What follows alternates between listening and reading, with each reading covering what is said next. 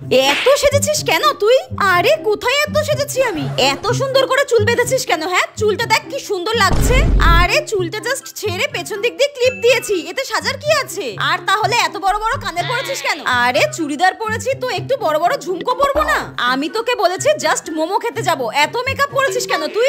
আরে একটু মেকআপ করিনি আমি। কি বলছিস তুই? জাস্ট একটু কানের পরেছি, লিপস্টিক পরেছি আর চুলটা বেঁধেছি। কি বলছিস? আর তুই কি বলছিস? হ্যাঁ, নিজের দিকে তাকিয়ে দেখেছিস তুই নিজে কি সেজেছিস?